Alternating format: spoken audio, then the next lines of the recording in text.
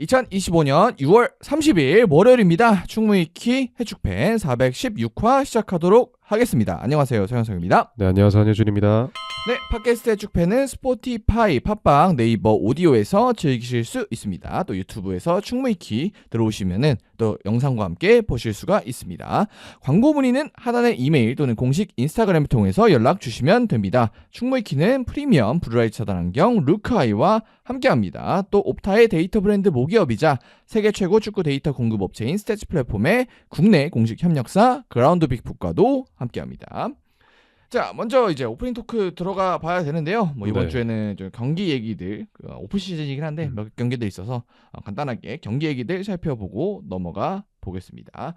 일단은 U21 유로 얘기인데요. 뭐 간단하게 짚고 넘어간 건데 잉글랜드가 우승을 했습니다. 잉글랜드가 확실히 1군 자원들이 많기도 하고 네. 스쿼드가 워낙 좋았어가지고 지난 대회에서도 아마 잉글랜드가 우승을 했었을 거예요. 근데 이번 대회 역시도 잉글랜드가 가져가게 되었습니다.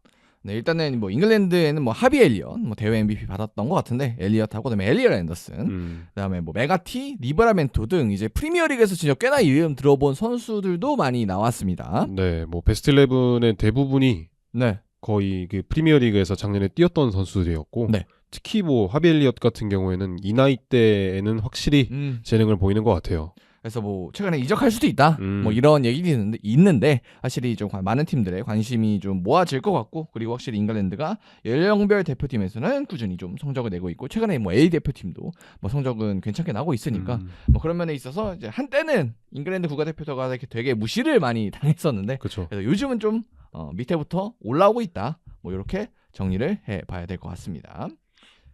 자, 그래서 간단하게 정리하고 클럽 월드컵으로 한번 넘어가 보겠습니다. 클럽 월드컵이 이제 16강 경기 다 진행되지는 않았고 현재 이제 진행된 4경기만 간단하게 살펴보도록 하겠습니다. 그래서 처음 경기는 이제 브라질 팀들과의 대결이었죠. 파우메이너스와 보타포구. 이 경기는 조금 뭐 지지부진한 경기였는데 어쨌든 1대0으로 파우메이너스 승리 거뒀습니다. 두 팀 다 그냥 딱 지지 않으려는 모습이 보였는데 어쨌든 연장까지 가는 승부 끝에 결국에는 파우메이러스가 올라가게 되었습니다.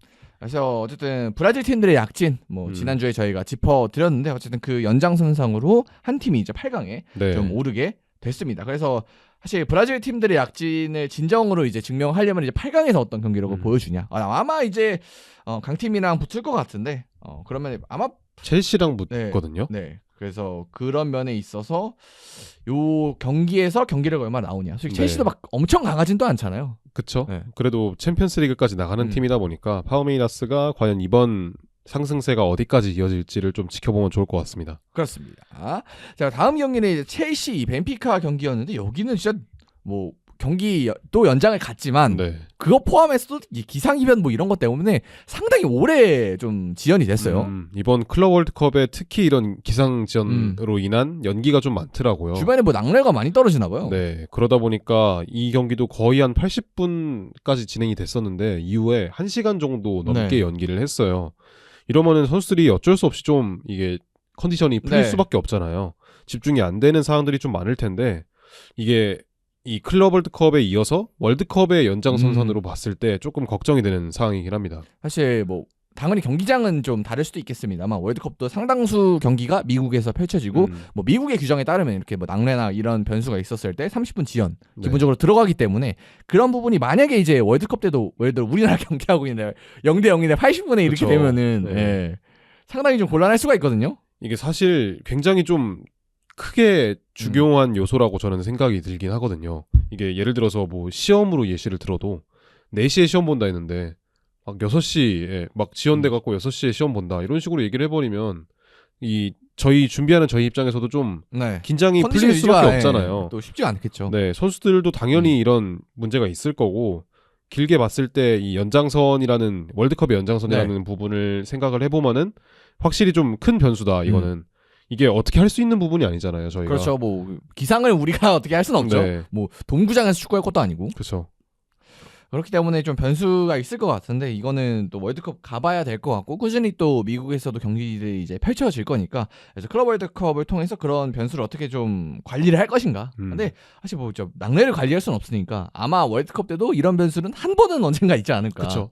분명히 있을 것 같아요. 뭐 미국 같은 경우는 뭐 지역에 따라서 이런 낙뢰 변수도 있고 뭐 아니면 진짜 우박 같은 거 떨어지는 때도 있고 아니면 뭐 토네이도 이런 문제도 있으니까 그렇죠. 사실 상황에 따라서는 진짜 뭐 이런 기상이 월드컵에서도 큰 변수가 될 수도 있을 것 같습니다. 자, 다음 경기가 이제 파리 생제르맹과 마이애미 경기인데 뭐 여긴 좀 예상보다는 싱겁게 끝났어요. 이 파리가 그냥 압살을 해버렸어요. 뭐 스코어도 스코어지만 전반에 이 스코어가 나왔다는 네. 게 조금 두 팀의 큰 차이를 좀 보여주는 게 아닌가? 이 인터 마이애미가 전방에 수아레즈랑 메시를 받고 네. 4-4-2 포메이션을 준비해봤는데 이도 저도 아니게 되더라고요. 두 선수가 아무래도 기동력이 떨어지다 보니까 전방 압박을 못하는데 또 그렇다고 수비 라인을 아예 내리기에는 파리를 상대하기에 부담스럽다는 입장에서 되게 애매하게 접근 방식을 가져왔는데 이 부분이 파리가 굉장히 잘 공략됐던 것 같아요. 확실히 뭐 마이애미는 메시 수아레즈 말고도 뭐 부스케츠, 알바 뭐 이렇게 기동성에 있어서 문제가 있을 수밖에 없는 그렇죠. 그런 선수들이 좀 포진이 돼 있었기 때문에 뭐 그런 부분이 있어 조금 어려운 부분이 있었고 네. 뭐 사실 그냥 MLS 에서도 뭐 최강 팀까지는 아닌 그렇죠. 마이애미고 뭐 정규 시즌 우승을 지난 시즌에 하긴 했습니다만 그런 상황의 마이애미와 이제 유럽 챔피언 파리와의 대결이었기 때문에 뭐 이거는 어쩔 수 없긴 한데 근데 그런 걸 감안하고 보더라도 파리가 좀 심상치가 않습니다 경기력이. 그렇죠. 확실히 이 챔피언스리그 우승부터 해가지고 최근에 기세가 진짜 장난이 아닌 것 같아요. 놀랍게도 이제 아직까지도 덴벨레가 없는 이번에 복귀를 했습니다. 교체로. 그래서 어쨌든 이 4대0은 덴벨레 없이 그쵸, 만든 그쵸, 거잖아요. 네. 그래서 덴벨레가 없는 상황에서도 이렇게 좋은 경기를 보여주고 있으니까 아마 8강부터는 진짜 좀 덴벨레까지 포함해서 좀 진심 펀치로 나올 텐데 그러면은 파리 경기력이 어디까지 좀 올라올지 네. 뭐 그런 점도 좀 궁금해지는 파리의 경기력이었습니다. 자, 그리고 다음이 이제 플라멩구와 바이에른 뮌헨 경기였는데요. 뭐 요거는 생각보다 좀 플라멩구가 바이에른한테 위협을 가했지만 그래도 바이에른이 올라갔습니다. 뭐 해리 케인의 결정력이 굉장히 빛났던 경기라고 저는 생각이 들긴 하거든요. 진짜 딱 중요할 때 두 골 넣어서 팀의 승리를 이끌었어요.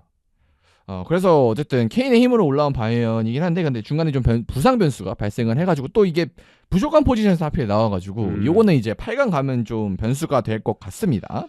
더구나 이제 스쿼드 자원 중에 한 명이었던 르누이 사네가 이번 경기를 끝으로 그렇습니다. 나가거든요. 6월 30일 계약 만료라서 이제 쿨하게 갑니다. 근데 또 마지막에 찬스 하나 날리고 갔거든요. 이런 거 생각해보면은 바이에른이 확실히 지금 이선 자원의 영입이 필수적이다라고 볼 수 있을 것 같아요. 그래서 뭐 어쨌든 뭐 토마스 뮬러 같은 경우는 이 클럽에서 끝까지 가긴 합니다만 사네 같은 경우 중간에 떠났고 뭐 그리고 이제 이 경기뿐만 아니라 다른 경기들에도 변수가 있는 거는 이제 중간에 클럽 월드컵 중간에 이적 시장이 오픈이 돼서 등록을 할 수가 있습니다. 특별 등록 기간이라고 하더라고요. 네, 그래서 뭐 그게 많이 올 것 같지는 않은데 그래도 한두 명 정도는 대회 중간에 뭔가 영입이 돼서 갑자기 뭐 8강부터 등장하고 이런 그림이 나올 수도 있습니다. 그렇죠. 그래서 그런 면에 있어서 뭐 바이에른 입장에서는 급하게 한 명이라도 이제 약간 포함을 해야 되나 뭐 이런 생각이 들기도 하겠죠. 지금 볼데마트의 이야기가 나오곤 있더라고요. 뭐 개인 합의가 끝났다고는 하는데 이게 슈투트가르트와의 입장도 있을 거고 선수도 이제 이 선수 U21 유로 참가했었거든요. 그러다 보니까 이제 대회가 끝났기 때문에 조금의 진전이 있을 수도 있다라는 생각입니다. 그래서 뭐 이런 새로운 선수의 뭐 영입 변수도 이제 클럽 월드컵에선 앞으로 있을 것 같습니다. 그래서 8강 대진 이제 확정된 대진 살펴보면요. 파리 생제르맹과 바이에른이 만나고 파우메이나스와 이제 첼시가 만납니다. 그래서 일단은 파리 바이에른은 정말 엄청 기대되는 매치업이죠. 그렇죠. 챔스 리벤지잖아요. 결승전. 그렇죠. 그 바이에른이 트래블 기록했을 때 코로나 시즌이었던 걸로 기억을 하는데 그때는 파리가 졌었죠. 그렇죠. 그랬는데 어쨌든 이번에 다시 만나게 되었습니다. 그래서 어쨌든 두 팀 모두 지금 클럽 월드컵 내에서 거의 경기력이 좀 올라온 팀들 중에 또 두 팀이기 때문에 상당히 수준 높은 좀 경기가 기대가 되고 또 파리가 이제 전관왕을 위해서 또 한 발 이제 나가고 있는데 어쨌든 바이에른이 그걸 막아설 수 있을지 또 바이에른 입장에서도 콤파니 입장에서도 지금 유의미한 트로피가 좀 급한 상황이긴 하거든요. 그렇죠. 그렇기 때문에 또 두 팀 모두 강한 동기부여를 가지고 있기 때문에 또 시간도 괜찮습니다. 주말이기 때문에 그렇습니다. 그래서 좀 굉장히 좀 재밌게 볼 수 있지 않을까. 그래서 저희가 아마 다음 주에 이 경기를 리뷰로 다루지 않을까 이렇게 생각이 듭니다. 좋습니다. 그리고 이제 파우메이나스 첼시 같은 경우에는 뭐 이거는 첼시가 좀 앞선을 보이긴 하는데 그래도 뭐 파우메이나스가 한 방을 보여줄 수 있을지 뭐 이런 걸 봐야 될 것 같고 그리고 뭐 아직 확정은 안 됐지만 아마 이제 약간 정배대로 올라간다고 치면은 예상대로 올라간다고 치면은 이제 PSG 바이에른 쪽 포트에 이제 도르트문트와 레알 마드리드가 붙고 그리고 파우메이나스 첼시 쪽에 이제 맨시티 쪽이 붙는 맨시티랑 인테르죠. 이쪽이 붙는 이제 그림이 나오는데 물론 이제 뭐 여기 레알 같은 경우는 뭐 유벤투스 만나고 네. 이래가지고 뭐 무너질 수도 있겠습니다만, 근데 약간 그림은 약간 이렇게 가는 것 같습니다. 네, 뭐 아무래도 이 조별리그에서는 브라질 팀의 약세가 네. 돋보였다곤 하지만 약진이 돋보였다곤 하지만 결국에 이제 토너먼트 단계로 가면서 네. 유럽 팀들이 조금 집결하는 느낌이 저 뭐 챔피언스리그였다. 네, 그런 느낌이 8강이 들고 있죠. 저희 예측대로 좀 간다고 치면은 뭐 챔프가 뭐 물론 이제 파우메나스 한 팀이 있긴 하지만 거의 챔스 그냥 8강이다 해도 이질적이지 않은 그렇죠. 뭐 그런 대진이 완성되기 때문에 그냥 8강, 4강 뭐 4강은 사실 주중이라서 조금 어렵습니다. 뭐 어쨌든 결승도 근데 생각해보니까 월요일 새벽이네. 그렇죠. 네. 8강에서 좀 즐겨야겠네. 그래서 4강부터는 조금 힘들긴 하지만 그래도 매치업이 좋으니까 우리 입장에서는 또 재밌게 좀 볼 수 있는 또 매치업들이 나온 것 같습니다. 맞습니다. 자, 그래서 클럽 월드컵 얘기도 해봤고 이제 다음 주 이제 8강부터는 저희가 경기 리뷰도 본격적으로 들어가 볼 수가 있을 것 같아요. 저희도 16강도 이번에 생각을 했는데 다룰 만한 경기가 안 나와가지고 그렇죠. 사실 네. 저 파리 인터 마이애미를 하고 싶었는데 너무 차이가 나서 전반전 보고 네. 제가 좀 급하게 이야기를 했습니다. 네. 이건 안 될 것 같다고. 너무 차이가 나서 뭔가 의미 있게 다룰 만한 뭐 그쵸. 포인트가 한 개도 없었습니다. 그래서 이제 이번 주는 좀 넘어가게 됐고 다음 주부터는 또 경기 얘기할 수가 있을 것 같아요. 네. 자, 그래서 그렇고요. 그리고 넘어가기 전에 하나 짚어봐야 될 소식이 포그바가 축구계로 복귀를 했다고 합니다. AS 모나코와 계약을 네. 했다고 하죠. 그래서 상당히 오랜만이죠. 그 약물 관련해서 네. 유벤투스 있을 때 징계를 받았고 그래서 유벤투스와는 이제 해지가 됐고 그래서 처음으로 또 이제 프로 무대에서는 처음으로 프랑스에서 뛰는 거라고 합니다. 아무래도 고향이 프랑스다 보니까 국적이 프랑스다 네. 보니까 자기도 가장 좀 안정적인 선택지를 택했을 수도 있어요. 이 선수가 르아브른가 거기 유스 출신인데 또 맨유 쪽으로 넘어가서 데뷔를 그쵸. 했기 때문에 프로 무대에서는 프랑스에서 뛰는 게 처음이고 또 모나코도 아마 챔스 가지 않나요? 모나코가 이번에 못 갔나? 아무튼 네. 그래서 어쨌든 모나코도 강팀 축에 또 속하는 팀이기 때문에 그렇죠. 뭔가 또 의미 있는 걸 보여줄 수도 있는 또 느낌이지 않을까. 또 개인적으로는 이제 아마 월드컵 출전을 강하게 좀 바라겠죠, 포그바 입장에서는. 네. 뭐 챔피언스리그 나가는 팀이기도 하고 네네.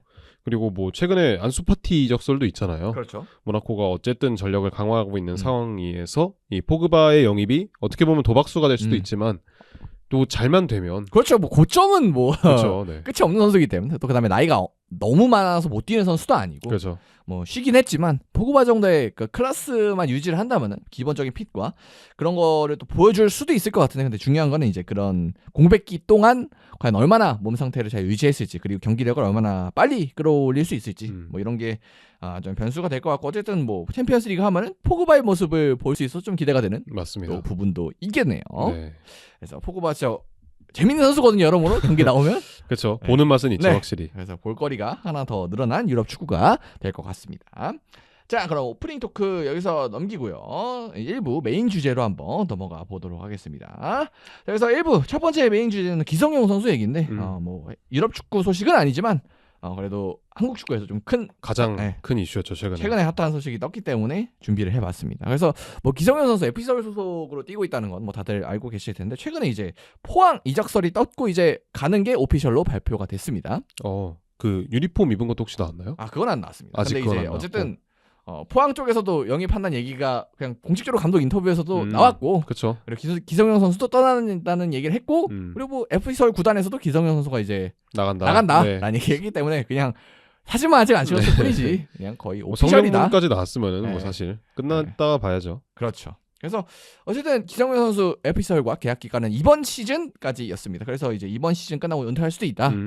그럴 가능성이 높다. 뭐 이런 얘기들이 있었는데 어쨌든 시즌 초반에 좀 나오다가 부상으로 한동안 좀 길게 출장을 못했습니다. 그래서 최근에 복귀가 됐는데 근데 복귀한 이후에도 뭐 명단에 들거나 뭐 요러진 못했는데 뭐 기사로 알려진 바에 따르면 김기동 감독이 기성용 선수한테 이제 전력 제외를 통보를 했다고 합니다. 그래서 기성용 선수가 처음에는 은퇴를 하려고 했는데 뭐 이제 여러 지인들이랑 얘기나 뭐 이런 걸 통해서 아직까지 보여줄 게 있다. 그래서 좀 팀을 알아보는 과정에서 포항이 손을 내밀었고 그래서 포항으로 이제 가게 됐다. 뭐 이런 이야기입니다. 사실 기성용 하면은 떠오르는 구단 중에 하나가 FC 서울이기 때문에. 그래서 시작과 이제 뭐 누구도 이제 이렇게 끝날지 몰랐지만 네. 시작과 끝을 장식할 구단이라고 생각을 했었죠. 근데 기성용이라는 이런 구단의 레전드 중에 한 명이 이런 식으로 나간다는 것 자체가 팬들 입장에서는 굉장히 좀 속상한 일일 수밖에 없죠. 그래서 이제 굉장히 팬들이 화가 많이 나셨고요. 그래서 네. 주말 경기에 서울이 홈 경기를 가졌는데 포항과에서 또 공교롭게도 이겼습니다.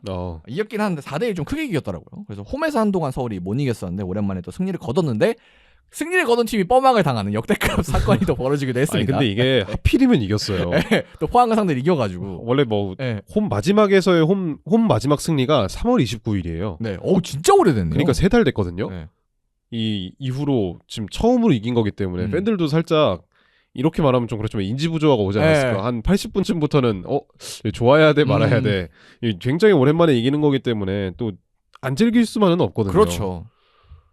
그래서 어쨌든 경기는 이겨서 좋았겠지만 팬들이 근데 결과적으로는 뭐 뻔하게 이런 게 발생을 했고 뭐 추후에 뭐 간담회 뭐 이런 걸 한다고 하는데 근데 뭐 더 할 얘기가 있을까? 그렇죠. 사실은 기성용이 나간다는 것 자체가 그렇죠. 팬들 입장에서는 이미 이 상처가 됐을 거예요. 그리고 이제 또 하나 구단 쪽 발표에서 팬들의 약간 심기를 건드린 게 약간 잠시 이별이라는 표현을 써서 그래서 어쨌든 잠시 포항으로 이별하고 이제 뭐 은퇴식이나 뭐 은퇴 후의 행보 이런 거는 FC 서울과 함께한다. 뭐 이런 식의 약간 입장문을 냈는데 뭐 의미가 있는 얘기인가 싶긴 하죠. 그냥 구단을 떠나게 됐습니다. 뭐 이런 식으로 해도 될 텐데. 뭐 예를 들어 갑자기 첼시가 뭐 맨시티 램파드 갈 때는 좀 거쳐서 갔습니다. 갑자기 램파드 맨시티 가는데 잠시 첼시랑 이별하고 조금 있다가 다시 레전드 대우해 줄 거예요. 그렇죠. 되게 이상하잖아요. 말이 되니까 그게. 네. 그래서 약간 뭐 굳이 램파드랑 좀 비교를 해봤는데 램파드보다도 좀 더 충격적인. 거기는 좀 돌아왔잖아요. 그쵸. 한 네. 단계. 미국 갔다가 잠깐 온 건데 여기는 그냥 바로 그것도 임대도 아니고 이적이겠죠. 이적 형태로 뭔가 포항에 합류하게 될 것 같습니다. 그래서 뭐 기성용 선수 일단은 그러니까 지난 시즌까지도 잘 뛰었고 이번 시즌에도 초반에는 좀 많이 나왔습니다. 그래서 이번 시즌 기성용 선수의 스탯 저희가 좀 보여드리고 있는데요. 소속도 벌써 이제 그라운드 피부 대표님이 포항으로 바꿔놓으셨네요. 어쨌든 실장 기록은 다 서울 겁니다. 그래서 8경기도 했었고 꽤나 뭐 많은 시간 출장을 했었고 사실 뭐 기성용은 이제 정말 많이 떨어졌습니다만 네. 아직까지 공 전개 능력과 공을 지키는 능력에 있어서는 K리그에서는 거의 최상급 선수라고 볼 수가 있겠습니다. 뭐 이게 맞는지 모르겠는데 패스 성공률이 100%예요. 8경기 나오는. 이게 말이 됩니까? 확실히 도전적인 패스를 했다고도 볼 수 있는데 그러니까 찬스 크리에이팅도 10개나 있어요. 되게 인상적인 지표긴 하네요. 물론 이제 확실히 지금은 수비 쪽에서 기여할 수 있는 게 많이 떨어지긴 했습니다만 확실히 요 정도 클래스를 가진 선수면 뭔가 활용을 못할 선수는 그러니까 K리그 내에서 전혀 아니다. 일단 이렇게는 정리를 할 수가 있고 그래서 이제 그런 부분에 있어 불만이 있는 팬들도 많아요. 그러니까 이렇게 능력이 있는 선수를 전력 제외, 그러니까 서울이 사실 그러니까 상태가 좋지 않으니까 지금 이런 좋지 않은 팀이 이 정도의 선수를 전력 제외를 통보해서 이게 버리는 게 맞냐.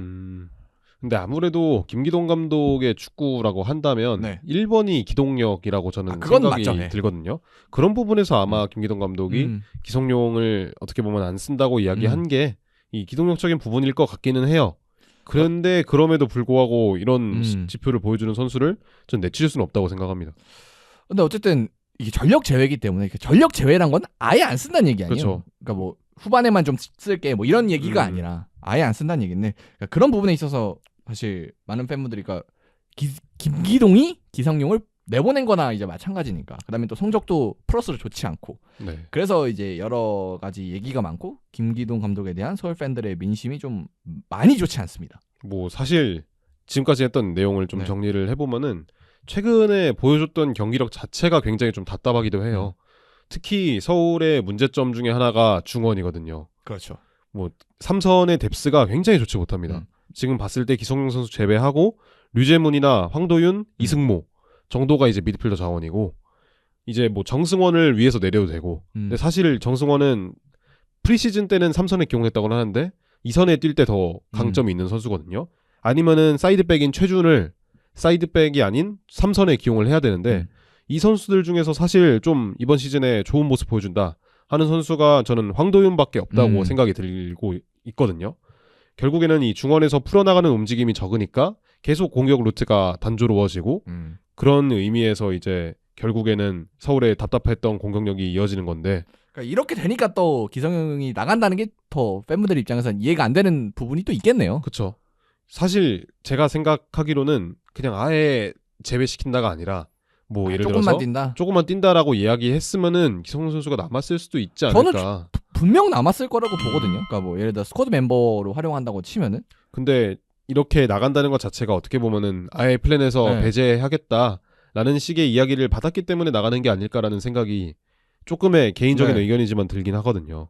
그래서 과연 이렇게까지 했어야 되냐 뭐 이런 비판점이 많은데 그래서 좀 여러 가지 입장에서 저희가 생각을 좀 해보려고 합니다.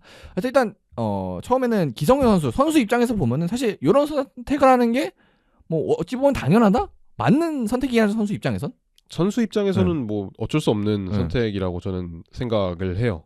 물론 이제 본인이 서울에서 뛰고 서울에서 은퇴하는 게 당연히 큰 의미를 가지겠습니다만 그게 과연 선수 생활을 단축시킬 만큼 그러니까 스스로 단축시킬 만큼 좀 그런 건가? 그러니까 그 정도로 중요하냐라고 봤을 때는 그거는 이제 좀 얘기거리가 있을 것 같아요. 사실 이런 사례가 좀 많긴 하잖아요. 네. 뭐 특히 스포츠를 가리지 않더라도 그쵸. 이 팀에서 이제 레전드 대우보다 받으면서 은퇴를 할 거냐 아니면은 좀 그래도 다른 팀으로 가서라도 선수 생활을 유지를 할 거냐. 근데 선수라면은 거의 다 뛰고 싶지 않을까요, 더? 그쵸. 일단은 뭐 구단에 대한 애정도 애정인데 제가 뭐 직접 선수를 해본 적은 없어서 이거를 이야기 드릴 수는 없지만 일단 선수들이 이야기하는 것 중에 하나가 1번은 무조건 자기가 선발로 경기에서 선발로 뛰는 거거든요. 근데 선발도 아니고 아예 플랜에서 배제당했다는 이야기를 들으면은 그러니까 은퇴하라는 얘기예요, 이건. 뭐 사실상 그렇다고 볼 수 있죠. 네, 그렇기 때문에 선수 입장에서는 사실 뭐 포항이 또 기회를 많이 준다고 하니까 네. 그런 선택이 당연히 이해가 가고 또 선수가 이 입장에서 뭔가 선수에게 비판을 가고 이런 거는 뭐 없는 것 같습니다. 지금 상황으로는 비판할 거리도 없고 기성용 선수는 이제 본인의 딱 위치에서 또 저도 개인적으로 기성용 선수의 플레이를 좋아하는 사람 입장에서 좀 많이 뛰었으면 좋겠어요. 이번 시즌 넘어서 뭐 다음 시즌까지더라도. 네. 그래서 그런 부분에 있어서 선수 입장은 이런 상황이고 구단 입장에서는 어쨌든 감독이 안 쓴다 그랬고 선수는 나 더 뛰고 싶다 하고 이런 상황에서 이게 앞길을 막기는 또 쉽지 않지 않았을까. 또 기성용이 한 게 워낙 많기 때문에 서울의 이제 레전드로서 사실 이런 것도 이제 그냥 보내주는 것도 대우기도 하잖아요. 뭐 그렇다고 본다면 볼 수도 있죠. 내가 이 상황에서 감독한테 가서 그래 좀 쓰시죠 이렇게 해서도 안 되고 그렇다고 선수한테 가서 그래도 여기서 은퇴하셔야 되는데 그냥 좀만 참고 뭐 가시죠 이렇게 할 수도 사실 힘든 상황이고 그래서 못 뛰는데 네. 그래서 그냥 구단은 그냥 주어진 상황에 약간 대처를 한 느낌인데 이건 어떻게 보시나요? 뭔가 좀 다른 선택이 있었을까요? 구단 입장에서? 다른 방식이나? 구단이 뭔가를 강요하기는 조금 어려운 상황이었을 것 같아요. 뭐 김기동 감독이 기성용 선수를 안 쓴다는 걸 넘어서 살짝 개인적인 트러블이 있지 않았을까 이 정도면 이런 생각이 드는데 이런 과정에서 구단이 뭔가를 제지한다거나 그렇죠. 뭐 중재한다거나 이런 감독 권한을 좀 침해하는 거잖아요. 네, 그런 부분은 뭐 선수든 감독이든 좀 권한을 침해하는 쪽에 있기 때문에 뭐 서울 입장에서는 크게 할 수는 없지 않았을까라는 생각입니다. 그리고 이제 감독으로 넘어가면은 김기동 감독 입장에서는 뭐 모종의 이유로 기성용 선수 제외를 통보를 했고 그 과정에서 이제 결과로 기성용 선수가 이제 나가게 됐습니다. 그리고 어쨌든 저는 경쟁팀이라고 볼 수 있는 포항으로 갔고 상황에 따라서는 이게 진짜 큰 부메랑이 될 수도 있거든요. 네. 그래서 굳이 왜? 라는 생각이 들긴 합니다. 굳이 왜? 팀 상황도 있고. 근데 사실 선발 명단 자체는 감독의 고유한 권한이잖아요. 네. 그래서 뭐 이 선발 명단을 어떤 식으로 짜느냐에 대해서는 사실 저희가 할 수 있는 말이 거의 없습니다. 그렇죠. 근데 지금의 상황으로 봤을 때 김기동 감독이 대처 능력 이런 부분이 저는 굉장히 좀 아쉬운 것 같아요. 그러니까 굳이 좀 문제를 만드는 더 키우는 것 같아서. 네. 그러니까 뭐 성적이 좋으면 그나마 괜찮을 수도 있겠습니다만 지금 서울이 현재 6위고 네. 그리고 울산이 좀 경기를 덜 치렀기 때문에 5위가 될 가능성, 좀 떨어질 가능성이 높습니다. 울산이 뭐 치고 올라갈 가능성이 더 있으니까. 그래서 21경기에서 승점 30점. 솔직히 뭐 당연히 시즌이 많이 남긴 했습니다만 좀 좋지 못한 성적인 건 확실하고. 그쵸.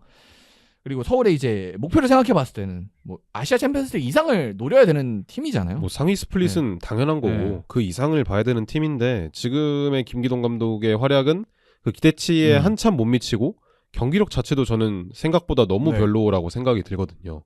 되게 답답한 축구만 계속해서 이어가다 보니까 서울이 워낙 가지고 있는 팬들이 많음에도 불구하고 조금은 지친 듯한 모습이 보이고 있어요. 뭐 그리고 거기다가 더해서 기성용 선수 사건이 최근 터졌으니까 사실 이게 분위기가 좋을 수가 없거든요. 선수단 분위기가 이렇게 되면. 네. 또 기성용이라는 뭐 물론 이제 서울에서 얼마나 영향력이 있었을지 뭐 저희가 쉽게 추측할 수는 없습니다만 영향력이 클 거다라는 건 좀 확실한 것 같거든요. 네, 뭐 그건 당연할 것 같아요. 네. 한국에 있는 축구 선수들 기성용이면 거의 역대급 이름 중에 또 하나이기 때문에 근데 그런 선수를 감독이 그것도 성적이 좋지 않은 감독이 좀 일방적으로 내쳤다. 네. 요거는 좀 선수단 분위기나 이런 거에 있어서도 확실히 타격이 있지 않을까. 그렇죠. 이건 당연히 네. 타격이 클 수밖에 없는 상황이고 이 김기동 감독이 사실 되게 칭찬받았던 것 중에 하나가 이 선수단 관리 능력이었거든요. 네, 그렇죠. 포항 시절부터 포항 그랬었죠. 시절에는 되게 이렇게 유려하게 선수단을 관리 잘한다 이런 식으로 칭찬을 받아서 FC 서울로 온 건데 지금 사실 김기동 감독이 서울에서 일으킨 트러블이 기성용 선수가 처음은 아니거든요. 그렇죠. 네. 네, 뭐 과거 둑스 관련 인터뷰나 뭐 최근에도 되게 많았었기 때문에 김기동 감독의 이런 언론 관리 능력에 있어서 조금 물음표를 드러내는 분들이 많았는데 이번 기성용 사건으로 조금 더 이 팬들의 아쉬움이 더 커진 게 아닐까. 특히 기성용이라는 존재를 이런 식으로 내친다는 것 자체가 팬들 입장에서는 굉장히 좀 화날 수밖에 없는 일이지 않을까라는 생각이 됩니다. 또 서울이 아시아 챔피언스리그도 가잖아요. 그렇죠. 후반기 이제 되면 또 가게 될 텐데 거기에서 기성용이 못 뛴다는 게 조금 마지막에 또 아시아 챔피언스리그 뛰고 또 은퇴할 수 있었는데 그 기회를 놓친 것도 또 아쉽고 근데 뭐 이거는 뭐 이미 일은 벌어졌고 기성용은 포항으로 갈 거고 이제 포항에서 남은 반 시즌 동안 이제 활약을 하게 될 것 같은데 뭐 잘 뛰길 바라야죠 기성용이. 그리고 그쵸? 만약에 기성용이 잘하면 잘할수록 서울의 김기동 감독은 더 큰 압박을 이제 받지 않을까. 맞습니다. 네. 그다음에 이적으로 간다면은 뭐 아마 서울과의 경기에서도 나올 것 같아. 아마 한 경기 남았을 거예요. 네. 그리고 만약에 같은 스플릿에 그렇네요. 위치한다면은 또 한 경기를 하겠네요. 그러면 이제 뭐 서울 홈 경기장에 올 수도 있고 상황에 따라서는 스플릿 가면. 그래서 뭔가 그러니까 뭐 이야기거리가 나오는 건 좋은데 뭔가 그림이 예쁘진 않아요, 솔직히. 그렇죠. 네. 당연하죠. 사실 이 구단의 레전드라는 사람이 이런 식으로 나간다는 것 자체가 좋게 볼 수가 없는 그림이죠. 그래서 진짜 요런 사태는 거의 오랜만에 보는 것 같은데 아무튼 일이 터졌고 뭐 어쨌든 기성용 선수가 아무튼 잘했으면 좋겠습니다. 네. 많이 나와서 잘해야죠 선수는. 서울 팬들이 답답한 점이 또 아까 언급해 주셨던 것처럼 아시아 챔피언스리그 나가면은 뎁스가 더 중요해져요. 근데 그런 상황에서 안 그래도 없는 중원에 한 명을 뭐 영입하라면 할 수야 있겠죠. 뭐 당연히 할 거예요. 뭐 할 수야 있겠는데 지금 뭐 삼선이 너무 잘해서 예를 들어서 막 굳이 영입이 필요 없는 상황이다. 뭐 이런 식이면은 이해를 하겠는데 그것도 아니고 그렇다고 뭐 뎁스진이 충분한 것도 아니고 이거 이도저도 아닌 상황에서 이렇게 레전드를 내친다는 것 자체가 팬들 그렇습니다. 입장에서는 좀 많이 화날 상황일 것 같습니다. 그래서 일단 일은 벌어졌으니까 우린 또 그냥 재밌게 봐야겠죠. 네, 뭐 서울 팬분들은 굉장히 화가 나시겠지만 뭐 어쩌겠습니까? 이미 일이 됐고 아마 이동을 할 것 같아요, 곧 기성용 선수가. 그래서 아마 데뷔전하고 포항에서 그러면 또 많은 주목을 K리그가 또 받지 않을까 이런 생각은 또 드는 것 같습니다. 맞습니다. 자, 그러면 이번 주제는 여기서 마치고요. 다음 주제 가볼 텐데요. 다음 주제는 이제 브랜트포드의 새 감독에 대한 얘기입니다. 오피셜 발표가 났고요. 키스 앤드루스라는 사람이 이제 감독으로 선임이 됐습니다. 뭐 이 사람은 브랜트포드 이제 세트피스 코치였다고 하네요. 네. 그래서 이분은 이제 아일랜드 국적 1980년생인 감독입니다. 그래서 굉장히 젊습니다. 80년생이니까. 그렇죠. 그래서 현재 44살 그럴 거예요. 44살이고요. 선수 시절에는 수비형 미드필더 봤다고 합니다. 그래서 뭐 헐시티, 웨스트브롬, 뭐 볼턴, 와포드 뭐 이렇게 거치면서 선수 생활했고 뭐 프리미어리그도 좀 됐다고 하네요. 그다음에 아일랜드 국가대표도 35경기 했었고요. 네. 그리고 뭐 선수 시절에 뭐 특이한 기록은 울브스 시절에 21살에 주장 완장을 차고 경기한 경험이 있다고 합니다. 그래서 이게 뭐 지금도 그런지는 모르겠네. 당시에는 울브스 이제 최연소 주장이었다고 하고 경기에서 물론 이제 요 경기가 마지막 경기였다고 하니까 뭐 시즌 주장은 아니었던 것 같아요. 되게 뭐 주장단 빠진 상황에서 그냥 한번 임시로 찼던 뭐 그런 거 같은데 비유가 이상하긴 하지만 박지성 선수 옛날에 한번 그렇죠. 찼던 것처럼 그런 느낌이지 않을까. 근데 뭐 그런데 어쨌든 뭐 그렇죠. 그래도 영향력이 있었다. 영향이 있었으니까 아마 대체 주장을 시켰을 거니까 뭐 그런 의미에 있어서 뭔가 리더십이 어렸을 때부터 있었다. 뭐 이렇게 추측해 볼 수도 있을 것 같고요. 그래서 코치는 이제 2015년에 MK 돈스에서 시작해서 이제 아일랜드 U21 수석 코치, 그리고 A 대표팀 수석 코치, 그리고 셰필드에서 크리스 와일더 그 시절에 코치 생활을 했습니다. 그리고 2024년에 브랜트포드로 합류를 했고 지금 이제 감독이 된 거죠. 그러니까 결국 특이한 게 감독 경력이 없습니다. 그렇죠. 아예 없죠. 네. 물론 이제 뭐 진짜 아래 레벨에서는 했을지는 음. 모르겠지만 어쨌든 저희가 찾아본 바에 따르면 이제 공식 뭐 A 대표팀이나 뭐 U21 2급에서의 감독 경력은 전무합니다. 굉장히 좀 리스크가 큰 네. 상황이라고 볼 수 있는데 브렌트포드가 전에 토마스 프랭크를 네. 감독으로 선임했을 때도 되게 비슷한 루트로 선임을 했었잖아요. 그때도 저희가 프랭크 다룰 때 저희가 소개를 해드렸지만 그때도 그 수석 코치였죠 당시. 네, 디 스미스 네. 감독의 수석 코치였는데 그리고 이제 승격이 된 거죠. 내부 그쵸. 승격으로. 그래서 2명의 감독을 연속으로 이제 브렌트포드는 이제 내부 승격을 통해서 선임을 했습니다. 그리고 또 프랭크 같은 경우는 수석 코치였지만 여기는 이 세트피스 코치였기 때문에 더 놀라운 거가 물론 이제 수석 코치 아마 데려갔을 거예요 프랭크가. 네네. 네, 그래서 뭐 없긴 하지만 그래서 아마 이 키스 앤드류스 코치도 이 토트넘 갈 때 토마스 프랭크가 요청을 했던 걸로 알아요. 합류를 하기로. 네, 같이 오면 좋겠다라고 했는데 아마 키스 앤드류스 감독은 뭐 감독 시켜주는데 갈 리가 없죠. 예. 이제 뭐 네. 잔류해서 네. 감독이 됐죠. 그렇습니다. 그래서 이제 내부적으로는 공식 명칭은 뭐 테크니컬 코치라고 하는데 세트피스 코치가 감독이 되는 좀 정말 특이한 사례. 전 바로 이렇게 가는 건 진짜 완전 처음 보는 것 같아요. 그렇죠.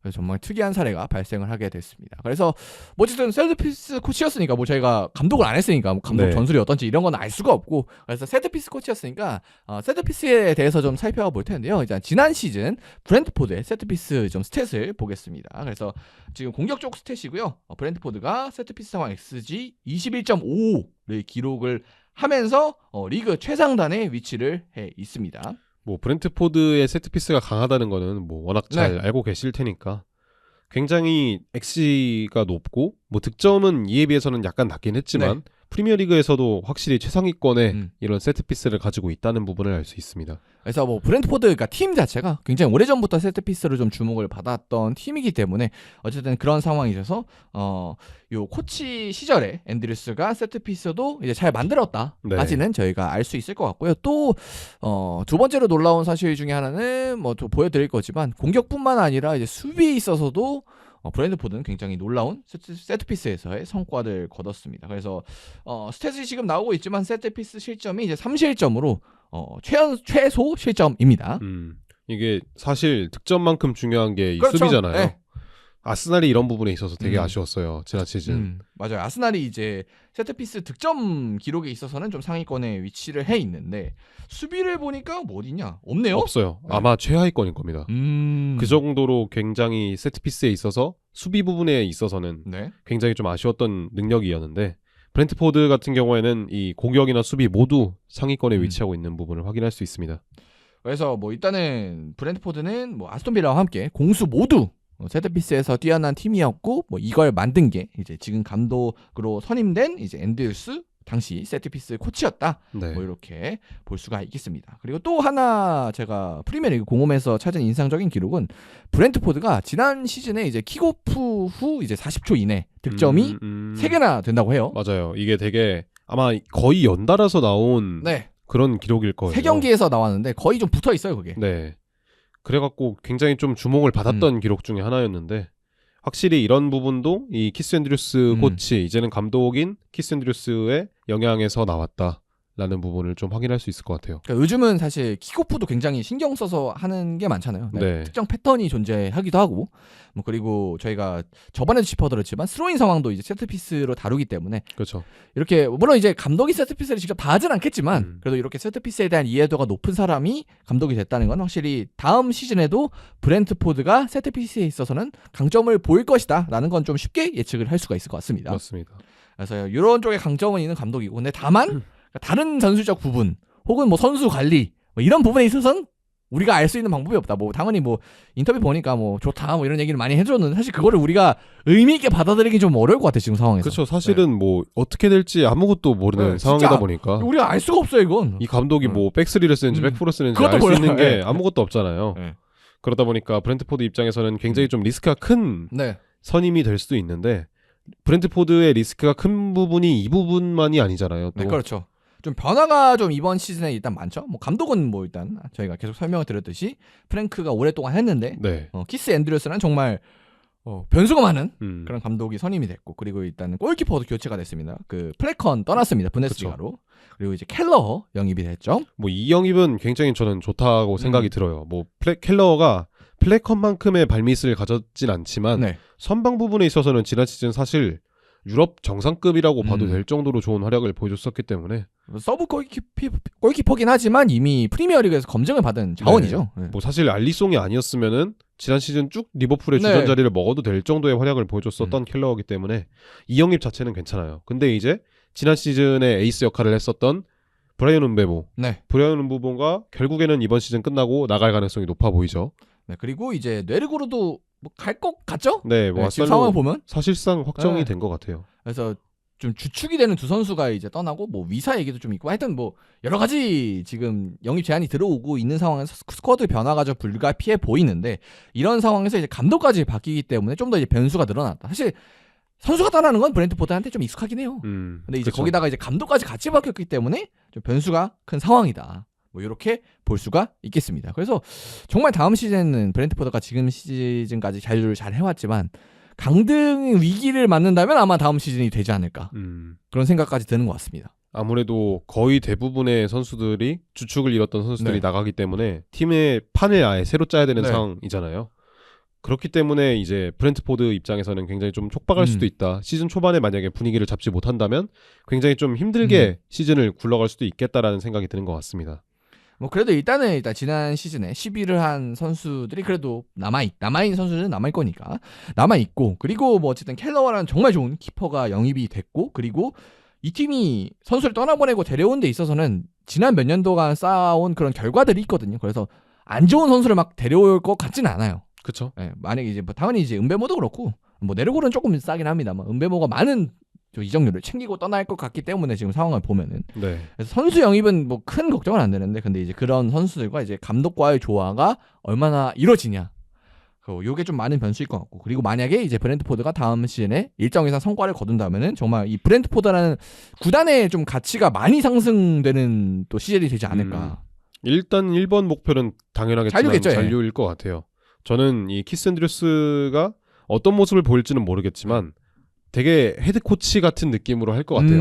그러니까 코치들이 굉장히 좀 많이 여러 명이서 좀 집단 지성을 이뤄서 경기를 준비하는 식으로 진행하지 않을까. 그렇죠. 뭐 당연하지만 이제 감독 경험이 없기 때문에 본인 사단이 없죠. 예. 네. 그러다 보니까 잔류하는 뭐 코치도 있을 테고 네. 뭐 새로 오시는 코치도 있을 텐데 이 코치들이 좀 머리를 맞대서 새로운 뭔가를 만들어낼 수 있다면 굉장히 좀 인상적인 네. 활약이 되지 않을까라고 볼 수 있을 것 같아요. 뭐 그리고 이제 만약에 키스 앤드류스까지도 성공을 시키면은 뭐 브렌트포드가 진짜 감독을 키워내는 그러니까 선수뿐만 아니라 감독도 잘 데려와서 그러니까 사실 그러니까 감독 능력이 있는 그런 지도자들을 코치 이런 걸로 먼저 데려와서 좀 키우고 검증을 한 다음에 사실 감독으로 올리는 그런 느낌이잖아요. 그렇죠. 프랭크도 그랬고. 네.